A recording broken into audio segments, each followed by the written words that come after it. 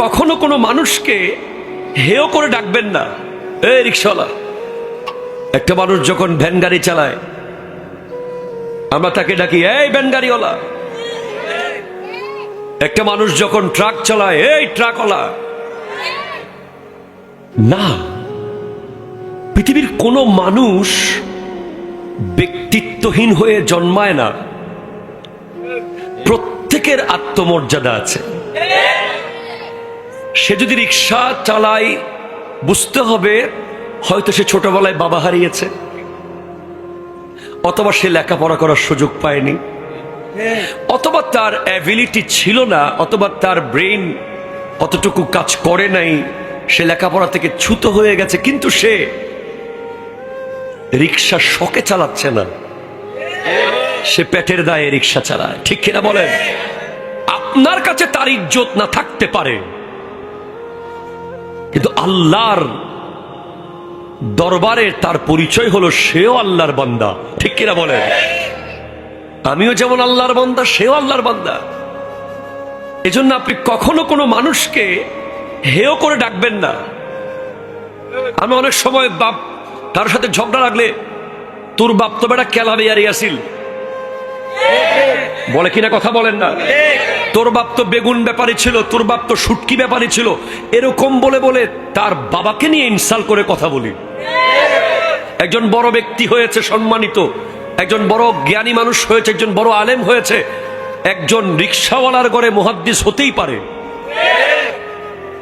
একজন শুটকি ব্যাপারীর ঘরে মুফাসসির হতেই পারে। আল্লাহ কখন কাকে কি বানায়, ঠিক কিনা বলেন? কিন্তু আপনি কখনো তার অতীত, তার বাবার প্রফেশন নিয়ে, তার পারিবারিক স্ট্যাটাসকে টেনে তাকে অপমান করবেন না। কারণ কোরআন বলছে ইয়া আইয়ুহান নাসু ইন্না খালাকনাকুম মিন যাকারিন ওয়া উনসা ওয়া জাআলনাকুম শুউবান ওয়া কাবাইলা লিতাআরাফু ইন্না আকরামাকুম ইনদাল্লাহি আতকাকুম। উনি সাউন্ড চালায়, আমি বক্তা। ইনি ক্যামেরা চালায়, আপনি বক্তা। উনি লাইট লাগাইয়েছে, আপনি সভাপতি। উনি প্যান্ডেল করেছে, আপনি সেক্রেটারি। সবার ক্যাটাগরি আল্লাহর দরবারে সমান। শুধুমাত্র যার তাকওয়া বেশি, যে যত বেশি মুত্তাকি, সে তত বেশি আল্লাহর দরবারে এক নম্বর পজিশনে। এখানে বাড়ি গাড়ি জমিদারি টাকা পয়সা দিয়ে বিবেচনা হবে না, এখানে বিবেচনা হবে আল্লাহর ভয় দিয়ে। যার ভিতরে যত বেশি আল্লাহর ভয়, সে আল্লাহর দরবারে তত বেশি সম্মানিত। একটু জোরে বলেন সুবহানাল্লাহ। মুমিনদের ভিতরে অনেক গরিব, মিসকিন, ফকির থাকতে পারে। কথা বলেন? কারণ টাকা পয়সা, ক্ষমতা এগুলো মুমিন হওয়ার আলামত নয়, এগুলো সম্পদশালী হওয়ার আলামত। এগুলো দেখে আপনি কাউকে মুমিন বলবেন না। আপনি মুমিন বলার জন্য কি কি দেখলে মুমিন বলবেন, এগুলো আল্লাহ কোরআনে জানিয়ে দিয়েছেন। একটা মানুষকে আমি কখন মুমিন মনে করব, রব্বুল আলামিন কোরআন কারীম ইরশাদ করতে লাগলেন কাদ আফলাহাল মুমিনুন। আল্লাহ তাআলা কাদ আফলাহা তাজিরুন বলেন নাই, কাদ আফলাহা তাবিবুন বলেন নাই, কাদ আফলাহাল লাইবুন। খেলোয়াড়রা সফল, ব্যবসায়ীরা সফল, ডাক্তাররা সফল, ইঞ্জিনিয়াররা সফল, পলিটিশিয়ানরা সফল, এ কথা আল্লাহ বলেন নাই। আল্লাহ বলেছেন মুমিন রাই সফল। তাহলে মুমিন কে? আল্লাযীনা হুম ফি সালাতিহিম খাশিউন। যে নামাজ পড়লে দেখবেন যেন সে মসজিদের সাথে তার যুগ যুগ ধরে গভীর সম্পর্ক। 2 রাকাত পরে যে ব্যক্তি জুমার দিন দৌড় মারে, সে আদৌ মুমিন হতে পেরেছে কিনা আমি জানি না। যে ব্যক্তি সুন্নাত না পড়ে, নফল না পড়ে, কোনো মতে ফরজ পড়ে চালিয়ে দেয়, সে আদৌ মুমিন কতটুকু আমি বলতে পারবো না। কারণ মুমিন সে যে হৃদয় দিয়ে নামাজ পড়ে। নামাজ না পড়লে তার কথা তো বহু দূর। তাকে নিয়ে কথা বলার মতো ভাষা আমার না, এতটুকু বলবো বেনামাজি মারা গেলে কবরস্থানের মাটি পর্যন্ত বদদোয়া করে যেন সে এই কবরে না আসে। কবরস্থানের মাটি আল্লাহর কাছে চায় এই লাশ এই কবরে না আসে, কারণ তার উপরে এমন আযাব হবে কবরের মাটি পর্যন্ত কষ্ট পাবে। এখন কথা হচ্ছে যারা নামাজ পড়ে তাদেরকে নিয়ে, যারা নামাজ পড়ে তাদেরকে নিয়ে কথা হচ্ছে, না পড়ে যারা তারা এখন এই কথার বাইরে। যারা পড়ে তাদের ভিতরে অনেক মানুষ আছে, দেখবেন আপনি জুমার দিন, আপনি দেখবেন জুমার দিন কিছু মানুষকে দেখবেন এলাকার খুব গণ্যমান্য ব্যক্তি এমনি ফুটবল খেলা 90 মিনিট দেখতে পারে, এরপর যদি গোল না হয় আবার আধা ঘন্টা এক্সট্রা টাইম, এরপরও যদি না হয় আবার 15 মিনিট ট্রাইব্রেকার। ওনার টাইম নষ্ট হয় না, বিয়ে বাড়িতে ওনার অসুবিধা হয় না, কথা বলে না ঠিক কিনা? খেলার মাঠে ওনার প্রবলেম হয় না, কিন্তু জুমার দিন খতিব সাহেব যদি 10 মিনিট বেশি ওয়াজ করে ওনার চোখ গড়ির দিকে এমন ভাবে যায় মনে হয় গড়িটাকে খাই ফেলাইবে। এরকম লোক এখানে নাই? না না নাই। সে কেমনে মুমিন হবে? আমি একজন নামাজি উদাহরণ আপনাকে দিই, যার নাম হলো আবু বকর সিদ্দিক রাদিয়াল্লাহু তাআলা, যিনি নামাজে দাঁড়ালে মনে হতো একটা গাছ দাঁড়িয়ে আছে। পাখি এসে গাছ এবং সিদ্দিক আকবর দুজনের দিকে তাকাতো। পাখি কনফিউজ হয়ে যেত যে কোনটা গাছ কোনটা মানুষ, কারণ গাছও বাতাসে নড়তেছে আর সিদ্দিক আকবর এত স্থির নামাজ পড়ছেন। উনি যখন সিজদায় যেতেন মনে হতো একটা বড় পাথর জমিনে পড়ে আছে।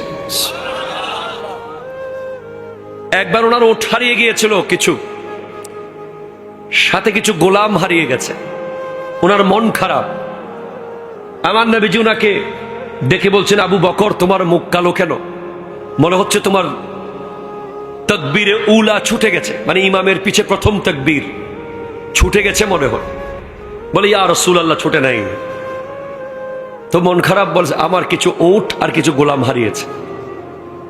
বলে ইয়া রাসূলুল্লাহ, আমার কাছে ইমামের পিছে প্রথম তাকবীরের মূল্য হলো যদি আমার কাছে দুনিয়া পরিমাণ ওট থাকে, আমি নামাজে রুকুতে গিয়ে ইমামের পিছে দাঁড়াইলে ওটগুলো আমার থাকবে, আর আমি যদি জাস্ট টাইম নামাজে যাই ওটগুলো সব হারিয়ে ফেলবো।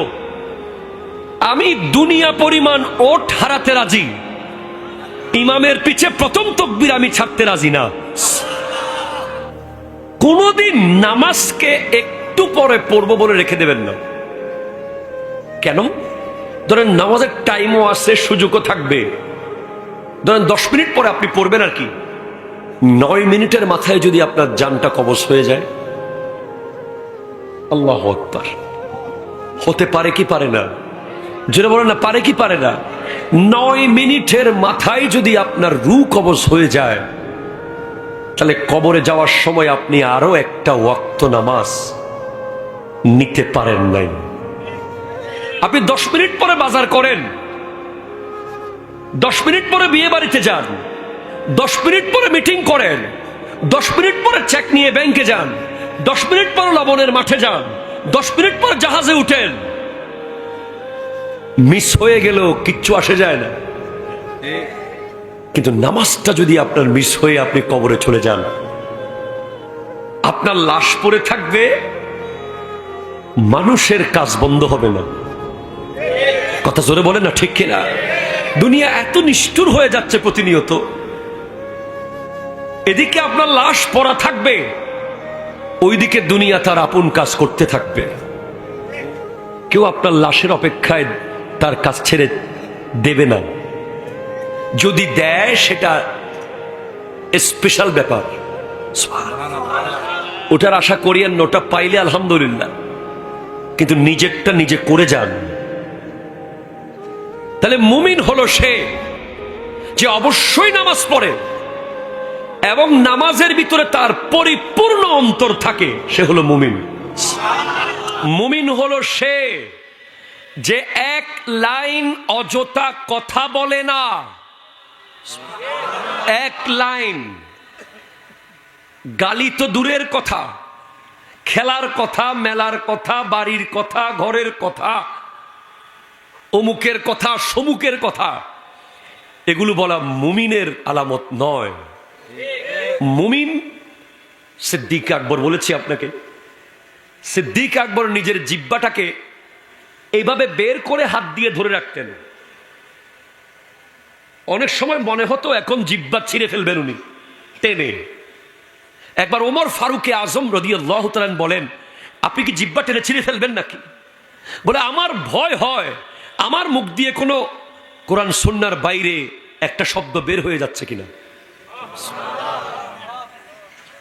যিনি দুনিয়াতে দাঁড়িয়ে জান্নাতের সার্টিফিকেট বারবার পেয়েছেন, যার বাল্যকাল থেকে গোটা জিন্দেগি, এমনকি রওজার ভিতরেও যিনি নবীর পাশে আসে, উনি যদি এক লাইন অযথা কথা না বলার চেষ্টায়, এক লাইন কোরআন সুন্নাহ বিরোধী কথা না বলার চেষ্টায় জিহ্বা টেনে ধরে রাখতে পারে হাত দিয়ে, আমাদের অবস্থান কোথায়? আমাদের এক একজনকে যদি এখন কোন স্পেশাল পাওয়ার দিয়ে আমাদের মুখের মধ্যে ঢুকিয়ে দেওয়া হয়, আমাদেরকে যদি বমি করানো হয়, আমাদের মুখ থেকে কোটি কোটি লক্ষ লক্ষ টন মরা ভাইয়ের গোশত বের হবে। কথা কয় না? আমরা এত গীবত করি। আমাদের সকাল শুরু হয় গীবত দিয়ে, সন্ধ্যা শেষ হয় গীবত দিয়ে। আমাদের দুপুরের লাঞ্চে একটা আইটেম থাকে গীবত, রাতের ডিনারে একটা আইটেম থাকে গীবত। ভাতের লোকমা দিতে দিতে আমরা গীবত করতে থাকি। ওই তরফ ওয়াকিজি, ওই তরফ মাইফা ক্যাঙ্গুজি, ওই তরফ কি করে ফেলি, ওদের কি হয়ে গেছে, ওরা কি করে ফেলেছে। এজন্য আপনাকে মনে রাখতে হবে, ওই যে ডাক আল্লাহ দিছে, ইয়া আইয়ুহাল্লাযিনা আমানু, জোরে বলেন সুবহানাল্লাহ। একজন বীর পুরুষ পৃথিবীতে, যার নাম ইমামে হাসান রাদিয়াল্লাহু তাআলা, যখন ইয়া আইয়ুহাল্লাযিনা আমানু এই লাইনটা কোরআন শরীফে আসতো, উনি হাত তুলে আসমানের দিকে বলতেন, লাব্বাইক আল্লাহ। মানে ওনার ভিতরে এত কনফিডেন্স ছিল যে ইমাম হাসান পাকের কাছে, যে আমি ইমানদার। আমরা পারবো না? আমরা মুখে বলতেছি আর কি।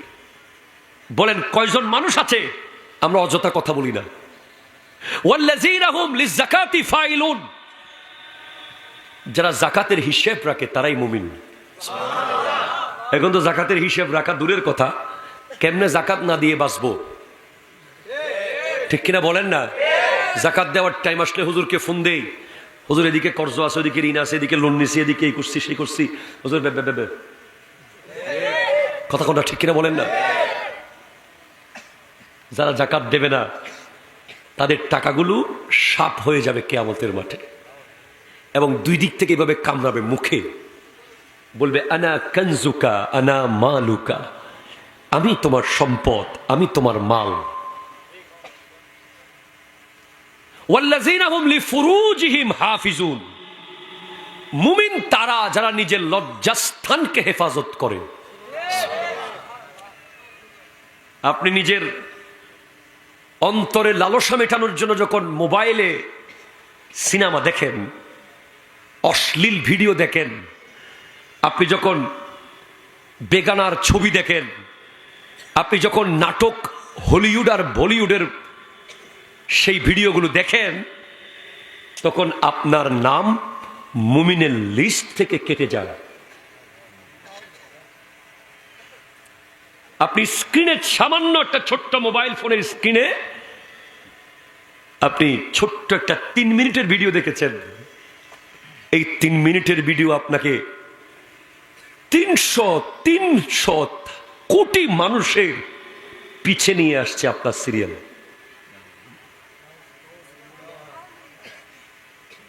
এটা বুঝতে হবে।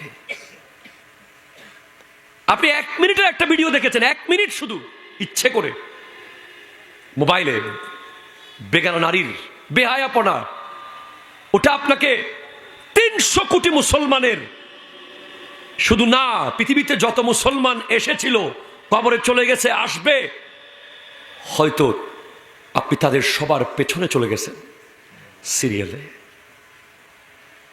এটা ছোট্ট ভিডিও আপনার সিরিয়ালকে কোটি কোটি মুমিনের পিছে নিয়ে গেছে। আর আপনি চোখকে হেফাজত করেছেন বদরের মাঠের মতো, উহুদের মাঠের মতো যুদ্ধে আপনি যেতে না পারলেও মোবাইলের স্ক্রিনে যে যুদ্ধ আপনি করেছেন, না আমি দেখবো না, আমি মুমিন,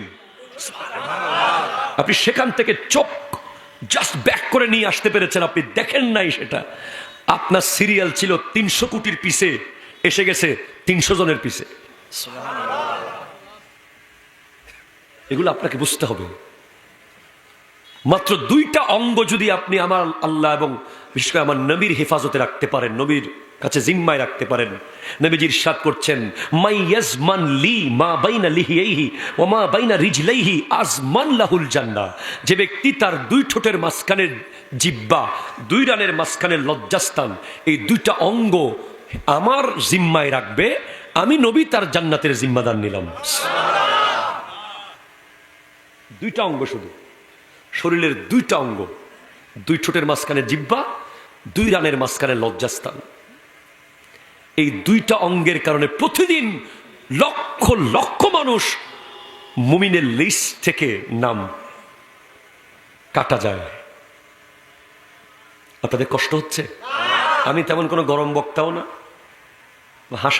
হাসাইতেও পারতেছি না আপনাদেরকে, কাঁদাইতেও পারতেছি না। কোনো কষ্ট হচ্ছে আপনাদের? তাহলে মুমিনকে যে নামাজ পড়বে হৃদয় দিয়ে, মুমিনকে যে 1 লাইন অযথা কথা বলবে না, মুখ বন্ধ। আমাদের জামিয়া আহমদিয়া সুন্নি আলিয়ার সাবেক অধ্যক্ষ খতিবে বাঙ্গাল আল্লামা জালালউদ্দিন আল কাদরি রহমতুল্লাহকে দেখতাম সবসময় মুখে এরকম হাত থাকতে, সামনের জন উড়াই ফেলতেছে, বলতেছে হুজুর হাত দিয়ে রাখতেন। এখন বুঝতেছি কেন হাত দিতেন। হাত থাকলে তো একটা কথা বলতে মন লাগে, হাত সরাইতে হবে, তারপর মুখ লাগতে হবে। এখন কেউ যদি হাতে দিয়ে রাখে আর হাত সরানোর কথা ভুলেই যায়, আর মুখ চলার সুযোগই নেই। কথা বললা ঠিক কিনা জোরে বলেন? ওলামায়ে কেরাম এরকম হিকমত করে চলে। এরপরে মুমিন হলো ইন্নামাল মুমিনুনা ইখওয়াতুন। এর আগে কিছু কথা রয়ে গেছে। যে ব্যক্তি আমানতের খেয়ানত করে না সে মুমিন, যে ব্যক্তি ওয়াদা খেলাপ করে না সে মুমিন। আর অন্য আয়াত আল্লাহ বলছেন ইন্নামাল মুমিনুনা ইখওয়াতুন, মুমিনরা হলো ভাই ভাই। আর জোরে বলেন না সুবহানাল্লাহ। মুমিনরা কি? ভাই ভাই। আপনি যদি আপনার কোনো মুমিন ভাইয়ের সাথে গাছের জন্য, বাঁশের জন্য, সব দেশে কোথায় চলে যাচ্ছেন, আচ্ছা বিলের জন্য, খালের জন্য, মাছের জন্য, বাড়ির জন্য, দোকানের জন্য ঝগড়া লাগান, আপনাকে মুমিন বলা যাবে না। মুমিনরা দুনিয়াবি স্বার্থে অন্য মুমিনের সাথে কোনো দ্বন্দ্ব রাখতে পারে না। মুমিনরা থাকবে সব সময় কি? ভাই ভাই। বলেন না কি থাকবে? ভাই ভাই। মুমিনরা কি? আবার বলে মুমিনরা কি? ভাই ভাই। কথায় কথায় ঝগড়া, কথায় কথায় মারামারি, কথায় কথায় কাটাকাটি, এটা মুমিন নয়, এটা জাহেল। কথা বলে না ঠিক কিনা? এরপরে মুমিন হলো ইন্নামাল মুমিনুনা আল্লাযীনা ইযা যুকিরাল্লাহু ওয়াজিলাত কুলুবুহুম। মুমিন সে যার সামনে আল্লাহর জিকির হলে তার হৃদয় আল্লাহর ভয়ে থরথর করে কাঁপে। ওয়া ইযা তুলিয়াত আলাইহিম আয়াতুহু জাদাতহুম ঈমানা। তার সামনে আল্লাহর কোরআন তিলাওয়াত করলে তার ঈমানের শক্তি বাড়তে থাকে। সে হলো মুমিন। মনে থাকবে? আর এগুলো সব থাকার পরেও যদি আপনার অন্তরে নবীজির ব্যাপারে বিন্দু পরিমাণ বেয়াদবি থাকে, মুমিন তো দূরের কথা, আপনি কাফের। ঠিক কিনা কথা বলেন না? আপনি নামাজ পড়েন একেবারে হৃদয় দিয়ে, মাশাআল্লাহ। আপনি এক লাইন অযথা কথা বলেন না, মাশাআল্লাহ। আপনি যাকাত ঠিকভাবে দেন, মাশাআল্লাহ। আপনি লজ্জাস্থানকে হেফাজত করেন, আল্লাহু আকবার। আপনি আমানতের খেয়ানত করেন না, মাশাআল্লাহ। আপনি ওয়াদা খেলাপ করেন না, মাশাআল্লাহ। আপনি কোনো মুমিনের সাথে ঝগড়া করেন না, মাশাআল্লাহ। আপনি আপনার সামনে আল্লাহ জিকির করলে আপনার দিল থরথর করে আল্লাহর ভয়ে কাঁপে, মারহাবা। আপনার সামনে কোরআন তিলাওয়াত হলে আপনার ইমানি শক্তি বাড়তে থাকে, মারহাবা। কিন্তু আপনি নবীকে মাটি বলেন।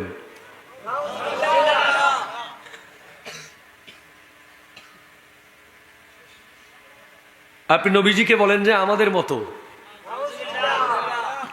আপনি নবীজির শানের শব্দ ব্যবহার করার সময় সতর্ক থাকেন না। দুনিয়ার মানুষকে যা বলেন নবীজির ব্যাপারে তা বলেন, তখন আপনাকে মুমিন বলা কঠিন। ঠিক এরা জোরে বলেন না। কারণ মগজে কুরআন, রূহে ঈমান, জান ও দ্বীন, হাসতে হুব্বে রাহমাতাল লিল আলামিন। কতটুকু ভালো নবীজিকে বাসতে হবে এটা আমি কেন বলবো, কোরআন বলেছে। রব্বুল আলামিন সূরা তাওবার 24 নম্বর আয়াতে ইরশাদ করতে লাগলেন, কুল ইন কানা আবাউকুম, হাবিব আপনি বলুন তোমাদের বাবা মা, ওয়া আবনাউকুম তোমাদের ভাই বোন, ওয়া ইখওয়ানুকুম তোমাদের, ওয়া আবনাউকুম তোমাদের সন্তান সন্ততি, ওয়া ইখওয়ানুকুম তোমাদের ভাই বোন, ওয়া আজওয়াজুকুম তোমাদের স্ত্রী, ওয়া আশীরাতুকুম তোমাদের সমাজ, ওয়া আমওয়ালুন ইকতারাফতুমুহা তোমাদের ব্যাংকের জমানো টাকা, ওয়া তিজারাতুন তাখশাউনা কাসাদাহা তোমাদের ব্যবসা, ওয়া মাসাকিনু তারদাউনাহা তোমাদের সুন্দর বাড়ি।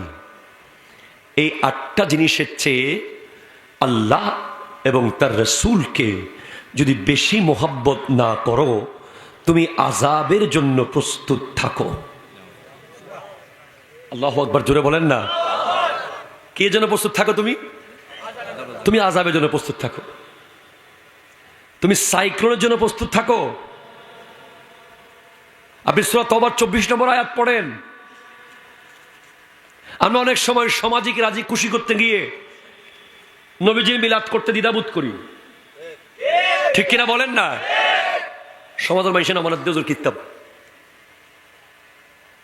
আজানের আগে সালাতুস সালাম সমাজে সবাই মানতেছে না। একটু লম্বা করে মিলাদ কিয়াম করেন না, আচ্ছা সবাই মানতেছে না। সমাজ আগে না নবী আগে? শুধু সমাজ না, আল্লাহর কোরআন বলছে বাবা মা, সন্তান সন্ততি,